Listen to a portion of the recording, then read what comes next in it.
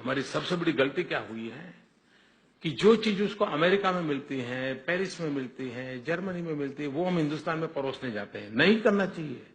हमने हमारे यहां वही परोसना चाहिए जो हमारा है, तभी तो दुनिया हमारे यहां आएगी। हमारी जो विशेषता है उसी से दुनिया को जोड़ना चाहिए।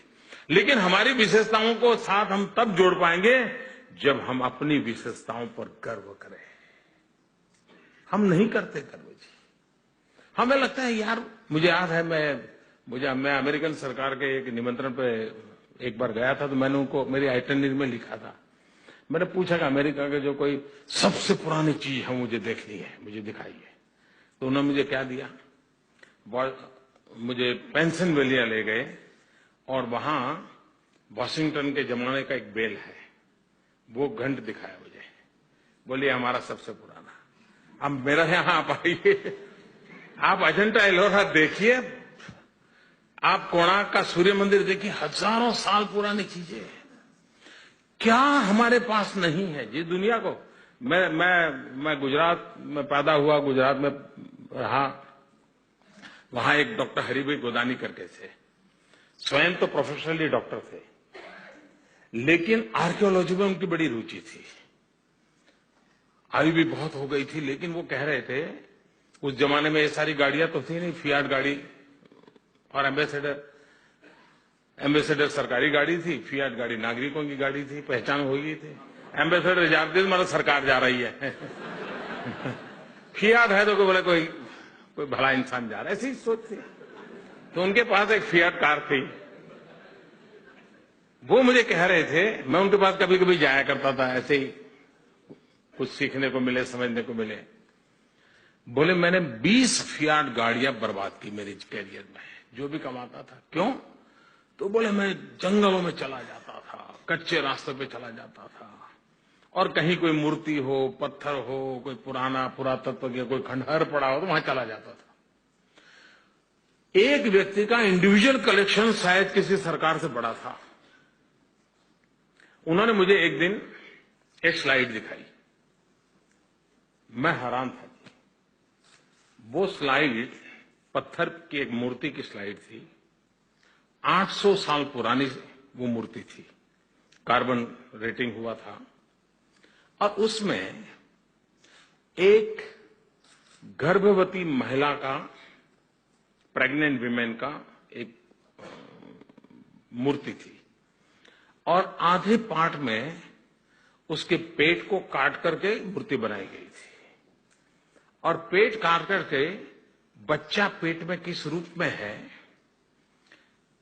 चमड़ी के कितने लेयर्स हैं, वो सारा पत्थर पर अंकित था।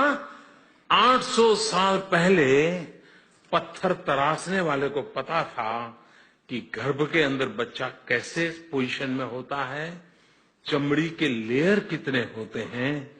आप कल्पना कर सकते हो कि ज्ञान और विज्ञान के क्षेत्र में हमारे पूर्वजों ने क्या कुछ नहीं किया होगा। लेकिन इस बात को पहुंचाने के लिए हम एक ऐसे गुलामी के कालखंड में ऐसे जीवित रहे जैसे हमारा सब बेकार है, हमारा सब बेकार है। जब तक हम ये मानसिकता नहीं बदलेंगे, हम हमारे टूरिज्म को बढ़ावा नहीं दे सकते। हमारे पास है, उसके प्रति हमारा गर्व होना चाहिए, अभिमान होना चाहिए। एक बार ये होगा तो फिर चीजें चलेगी। अब आप देखिए, मैं गुजरात का हूं इसलिए मुझे वहां का बात याद आना स्वाभाविक है। लोथल अहमदाबाद से 80 किलोमीटर दूर एक जगह है लोथल। आपने शायद पढ़ा होगा, याद होगा थोड़ा बहुत। कभी आज जाकर के गुरु को पूछ लीजिए, वो बता देगा। 5000 साल पुराना पोर्ट, 5000 साल, और आर्कियोलॉजी एक्सकेवेशन हुआ, सारी चीजें निकली। और वो कहते हैं कि 84 कंट्रीज उसके झंडे वहां लहराते थे। मतलब 84 कंट्रीज के साथ 5000 साल पहले उसका व्यापार था। और दूसरी विशेषता देखिए कि नालंदा, तक्षशिला यूनिवर्सिटी की जो हम चर्चा करते हैं, उसी कालखंड में एक बल्लभी यूनिवर्सिटी की चर्चा होती है इतिहास में। वो बल्लभी यूनिवर्सिटी ये लोथल से 50 किलोमीटर दूरी पर थी। तात्पर्य यह था कि उस समय हमारे पूर्वजों को पता था कि विश्व के बच्चों को पढ़ने लिखने के लिए आना है तो एक पोर्ट चाहिए, लोथल पोर्ट के नजदीक में ही यूनिवर्सिटी चाहिए, और अनेक देशों के बच्चे वहां पढ़ते थे। ये सारी बातें जब आप भी सुनते हैं, आपको भी सीना तन जाता होगा, वाह, मैं उस देश का रहने वाला हूं। ये जो गर्व की अनुभूति होती है, वो हमारे सर्विस सेक्टर में बल दे सकती है।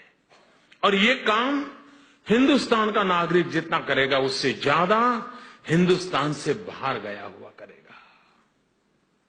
लेकिन बाहर जाने के बाद, छोड़ो यार, ये तो देश ही है, हम ही अपनी मजाक उड़ाएंगे, तो फिर अपने देश का गर्व कभी बढ़ता नहीं है जी। ये भाव अगर हमारे में पैदा हो, मुझे विश्वास है